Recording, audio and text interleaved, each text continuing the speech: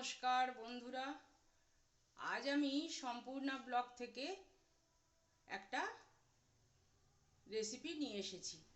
দেখুন, আজ আমি করব ট্যাংরা মাছ দিয়ে, ছোট ছোট ট্যাংরা মাছ দিয়ে আর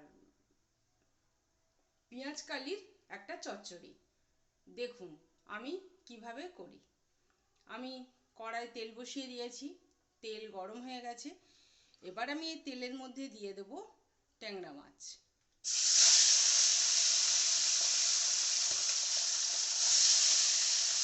মাছটা আমি ভালো করে ভেজে নেব। মাছ ভেজে তুলে নিয়েছি। এবার আমি দেব ফোড়ন, দেব একটা শুকনো লঙ্কা,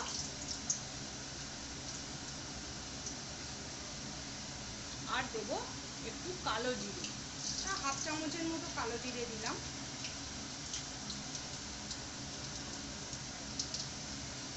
এবারে দেব কেটে রাখা পেঁয়াজ।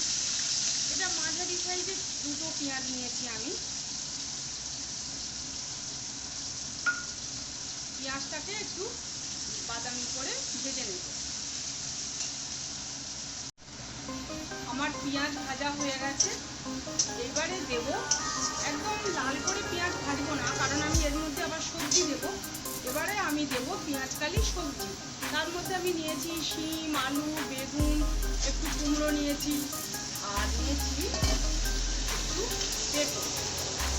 আপনারা আপনাদের পছন্দ মতো সবজি দেবেন। এই সবজিটাকে আমি খুব ভালো করে ভাজব। দেখুন আমার সবজি ভাজা হয়ে গেছে। সবজি একদম ভাজা হয়ে গেছে, ভালোভাবে ভেজে নিয়েছি। এইবারে দেব কেটে রাখা পেঁয়াজ।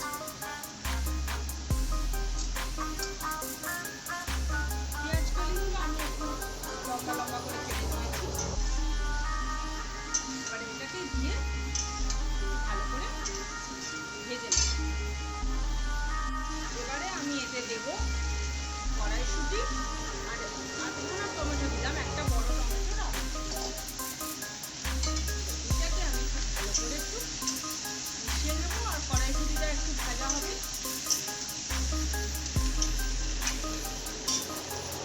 দেব নুন, হলুদ, হলুদ গুঁড়ো, আর এটা জিরে গুঁড়ো, আর এটা কাঁচা লঙ্কা বাটা। এই মশলাগুলো আমি দিয়ে দেবো।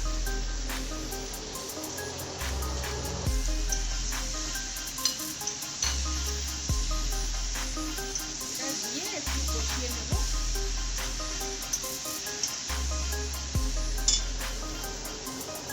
এবার আমি এর মধ্যে দিয়ে দেবো ভেজে রাখা মাছ।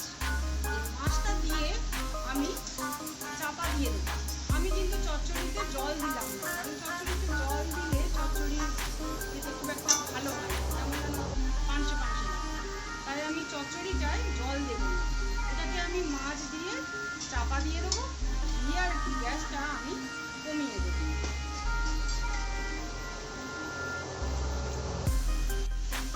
দেখুন আমার চচ্চড়ি একদম হয়ে গেছে। চাপা দিয়ে দিয়েছিলাম, গ্যাসটা একটু শুনিয়ে দিয়ে দেখেছেন সব সবজি হয়ে গেছে। এইবারে আমি দেবো একটু ধনে পাতা।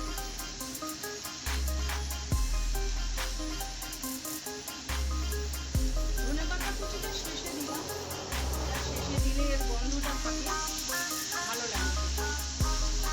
তাহলে বন্ধুরা, আমার ট্যাংরা মাছ দিয়ে পেঁয়াজ কালি চচ্চড়ি এবারে আমি এটাকে একটুখানি রেখে দেবো, দিয়ে নামিয়ে দেবো। তাহলে বন্ধুরা, যদি আমার এই ভিডিওটা ভালো লাগে আপনাদের, তাহলে আমার সম্পূর্ণা ব্লগ চ্যানেলটিকে একটু সাবস্ক্রাইব করে দেবেন। আর আমার ফেসবুকে একটা পেজ আছে সম্পূর্ণা ব্লগ বলে, সেটা একটু ফলো করে দেবেন, একটা লাইক করে দেবেন। প্লিজ বন্ধুরা সাবস্ক্রাইব করবেন আর দেখবেন, এরকম করে খাবেন, খুব ভালো লাগবে খেতে। এটা গরম ভাতে দারুণ একটা তরকারি। তাহলে বন্ধুরা, আপনারা সবাই ভালো থাকবেন, সুস্থ থাকবেন, সাবধানে থাকবেন। নমস্কার।